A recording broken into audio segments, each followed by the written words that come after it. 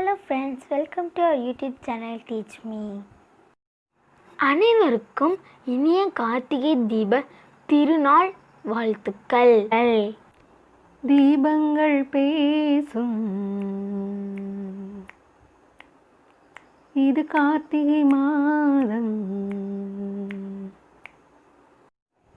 கார்த்திகை தீப திருநாள் ஏன் கொண்டாடுறோம், எப்படி அதை நம்ம கொண்டாடணும், இது மாதிரி முழு தகவல்களையும் இந்த வீடியோவில் நான் பதிவிடுறேன்.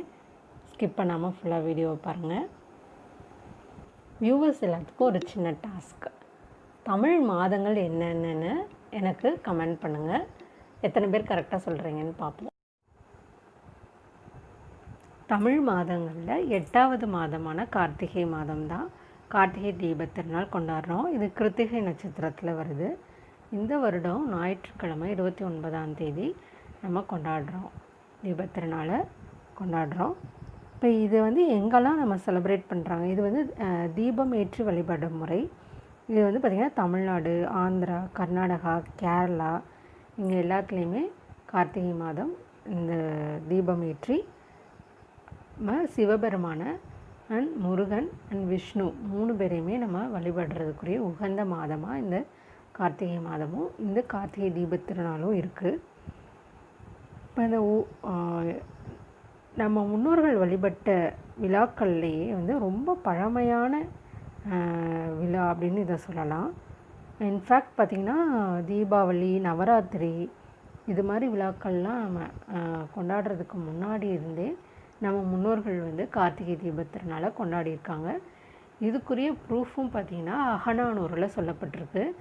ஔவையாரும் தன்னோட ஒரு பாடலில் இதை பற்றி குறிப்பிட்டிருக்காங்க. அந்த கார்த்திகை தீப திருநாள் அப்படிங்கிறது பார்த்திங்கன்னா முழு பௌர்ணமி அன்னைக்கு கொண்டாடப்படுறோம் அப்படிங்கிறது அகநானூரில் மிக தெளிவாகவே சொல்லப்பட்டிருக்கு. இந்த கார்த்திகை வழிபாடு, அதாவது இந்த கார்த்திகை மாதத்தின் சிறப்பு அப்படின்னு பார்த்திங்கன்னா, தமிழ்நாட்டில் கார்மேகம் சோனை மழை பொழியும் மாதம் கார்த்திகை மாதம். கார் என்றும் கார்த்திகை என்றும் வழங்கப்படும் காந்தல் பூ மிகுதியாக மலரும் காலமும் இந்த கார்த்திகை மாதம்தான். கார்த்திகை எனப்படும் விண்மீன் கூட்டம் கீழ்வானில் மாலையில் தோன்றும் மாதம் கார்த்திகை மாதம். தமிழர்கள் தம் இல்லங்களில் 27 தீபம் ஏற்றுவது தான் சிறப்பு. இவை 27 நட்சத்திரங்களை குறிக்கும். மற்றும் இப்போ கார்த்திகை நாளினுடைய சிறப்பு அப்படின்னு பார்த்திங்கன்னா, பண்டைய தமிழர்கள் ஒரு மாதத்தில் உள்ள நாட்களை 27 நாள் மீன் பெயர்களால் வழங்கி வந்திருக்காங்க. அந்த நாள் மீன்களில் ஒரு நாள் மீன் தான் கார்த்திகை நாள். இவ்வாறு ஒவ்வொரு மாதமும் வருகின்ற கார்த்திகை நாள் முக்கிய நாளாக தமிழர்களால் வழிபட்டு வந்துட்டு இருந்திருக்கு. இப்போ இந்த கார்த்திகை விழா அப்படிங்கிறது, கார்த்திகை தீப திருநாளுங்கிறது இந்த கிருத்திகை நட்சத்திரத்தில் வருது. ஸோ இதனால தான் நம்ம 27 விளக்குகள் ஏற்றி இந்த தீப திருநாளை கொண்டாடுறோம்.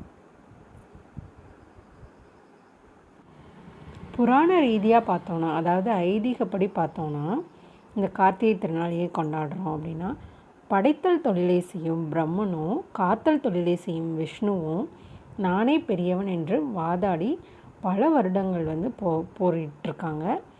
சிவபெருமான் ஜோதி பிழம்பாக அப்போதைக்கு தோன்றியிருக்கிறாரு. அவர் என்ன சொன்னார்னா, தன்னோட அடியையும் முடியையும் தேடும்படி கூறியிருக்காரு.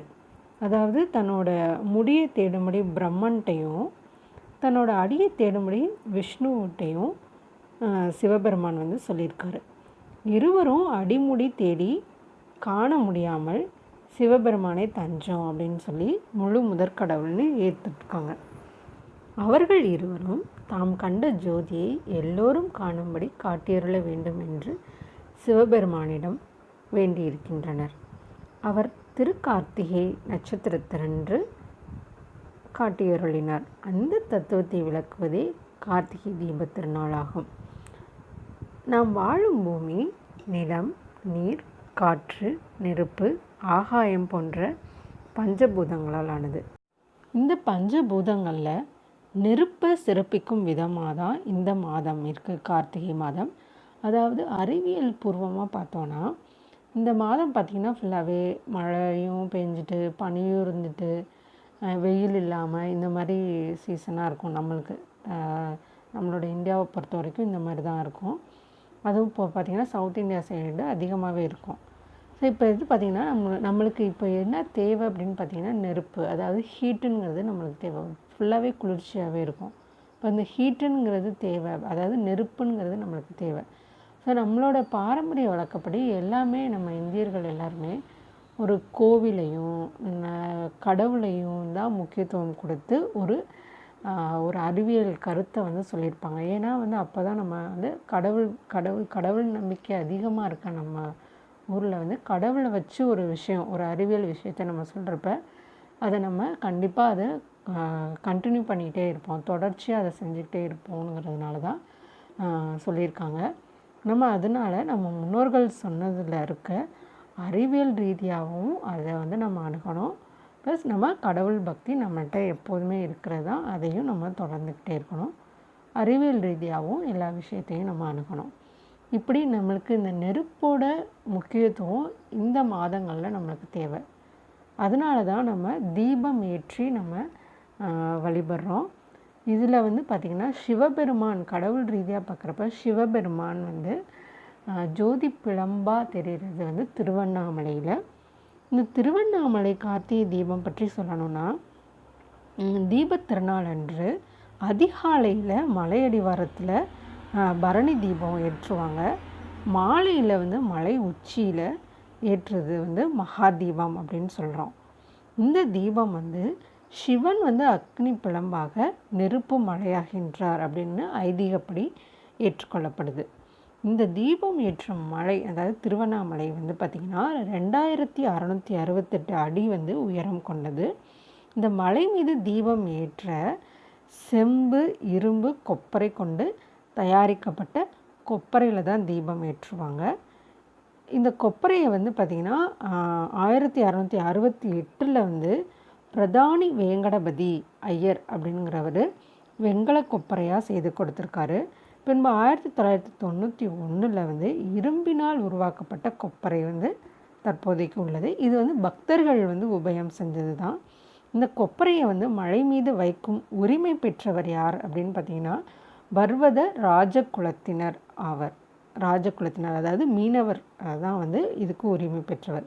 இந்த தீபம் ஏற்ற சுமார் 3000 கிலோவுக்கும் மேற்பட்ட நெய், அப்புறம் காடா துணி பார்த்திங்கன்னா 1000 மீட்டர் காடா துணியும் இந்த தீபம் ஏற்றுறதுக்கு பயன்படுத்தி கல்வியிலையும் செல்வத்திலையும் இன்னும் எல்லா 16 செல்வங்களையும் 16 செல்வம் பெற்று பெருவாழ் வாழ்வன்னு சொல்லுவாங்க. அது மாதிரி எல்லா வளங்களும் பெற்ற ஒருவன் கூட கடவுளை வழிபடும் பொழுது பணிந்து அன்போடு தான் நம்ம கடவுளை வணங்கணும். ஆணவம்ங்கிறது சிறிதளவு கூட இருக்கக்கூடாது. அதை உணர்த்துறதுக்கு தான் சிவபெருமான் தன்னுடைய திருவிளையாடலில் கடவுளாகிய பிரம்மன்ட்டையும் விஷ்ணுட்டையும் ஒரு போராட்டம் நடந்தப்போ கூட, தான் தான் பெரியவங்க அப்படின்னு போராட்டம் நடந்தப்போ கூட ஆணவம் இருக்கக்கூடாதுங்கிறத உணர்த்தினார். இப்படி ஆணவமற்ற, அதாவது தான் பெரியவன்கிற சிந்தனை இருக்கலாம், ஆனால் தான் மட்டும்தான் பெரியவன் அப்படிங்கிற சிந்தனை சிறிதளவும் யாரிடமும் இருக்கக்கூடாதுங்கிறத உணர்த்துறது தான் இந்த கதை. ஸோ இதுக்குரிய சிறப்பான நாள் தான் இந்த கார்த்திகை தீபத்திருநாள். ஸோ இந்த கார்த்திகை தீபத்திருநாள் அன்று திருவண்ணாமலையில் தீபம் ஏற்றுவாங்க 6 மணிக்கு. அந்த தீபம் ஏற்றினதுக்கப்புறமா நம்ம வீடுகளில் நம்ம தீபம் ஏற்ற ஆரம்பிக்கலாம். குறிப்பாக குறைந்த அளவு 27 விளக்குகள் வந்து நம்ம ஏற்றணும். நம்ம எப்போதும் பயன்படுத்துகிற விளக்குகள் இல்லாமல் கார்த்திகை சுற்றி விளக்குகள் நம்ம ஏற்றலாம் கூட சேர்த்து. எத்தனை விளக்குகள் வேணாலும் ஏற்றலாம். அதே மாதிரி திசை வந்து தெற்கு திசை தவிர 3 திசைகள்லேயும் நம்ம ஏற்றலாம். அதே மாதிரி நம்ம வீட்டின் வாசலில் வைக்கிற விளக்கு வந்து குத்து விளக்கு வைக்கிறோம். பூஜை அறையிலே ஒரு குத்து விளக்கு வைப்போம்.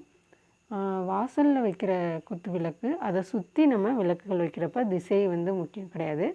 பட் வீட்டு ரூம்களில் வைக்கிறப்போ நம்ம தெற்கு திசையை நோக்கி வைக்கக்கூடாது, மற்ற திசைகளில் வைக்கலாம். அதே போல் மண்ணால் செய்யப்பட்ட விளக்கு ஏற்றினோம்னா பீடை விலகணும்.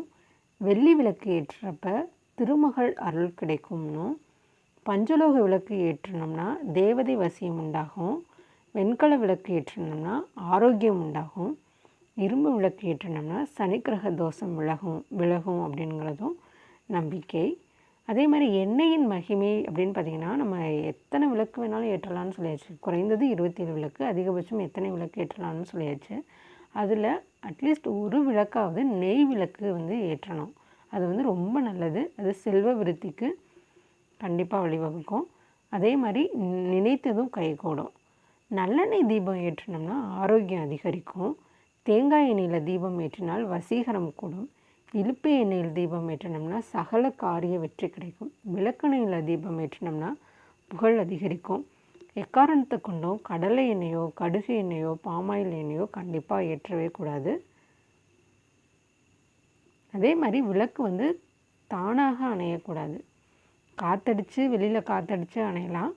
மற்றபடி எண்ணெய் இல்லாமல் அதுவாக அணைஞ்சிடக்கூடாது. பூ அல்லது அரிசியால் தான் நம்ம அதை குளிர்விக்கணும். வாயால் ஊதி விடக்கூடாது. கையால் வீசியோ வாயால் ஊதியோ அது விளக்கு அணைக்கக்கூடாது. பூ அல்லது அரிசியால் தான் நம்ம அந்த விளக்கை குளிர்விக்கணும். மற்றபடி காற்றடிச்சு தானாக அணையிறது தப்பு கிடையாது. பூஜை அறையில் சாமிக்கு படைக்கிறதுக்கு வெற்றிலை, பாக்கு, பழங்கள் இதெல்லாம் வச்சு படைக்கலாம். அதே மாதிரி நிவேதனம் செய்கிறதுக்கு பொரி உருண்டை வைக்கலாம் அல்லது அவல் உருண்டை. எல்லா விளக்குகளையுமே ஒரு தட்டுலையோ அல்லது இலையிலையோ அல்லது சாணம் இருந்தால் சாணத்துலேயோ அல்லது மஞ்சள் சந்தனம் கலந்த ஒரு கலவையிலையோ தான் அது மேலே தான் வைக்கணும். வெறும் தரையில் விளக்குகளை வைக்கக்கூடாது. எல்லா தீய சக்திகளும் விலகி நன்மை நம்மளுக்கு கிடைக்கணும்.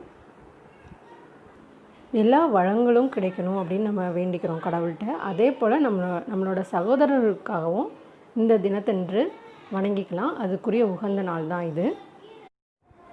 வியூவர்ஸ் எல்லாருக்குமே ரொம்ப நன்றி. இவ்வளோ நேரம் இந்த பதிவை ரொம்ப பொறுமையாக கேட்டு பயனடைஞ்சிருப்பீங்கன்னு நம்புகிறேன். இந்த முழு பதிவுலையும் கார்த்திகை தீபத்தினால் ஏன் கொண்டாடுறோம், அதுக்குரிய பல காரணங்கள் என்ன, எப்படி கொண்டாடணும் அப்படிங்கிற முழு பதிவையும் நான் பதிவிட்டிருக்கேன். அன்பு கலந்த நன்றியுடன் கூறிக்கொள்கிறேன். அனைவருக்கும் கார்த்திகை தீபத் திருநாள் நல்வாழ்த்துக்கள்.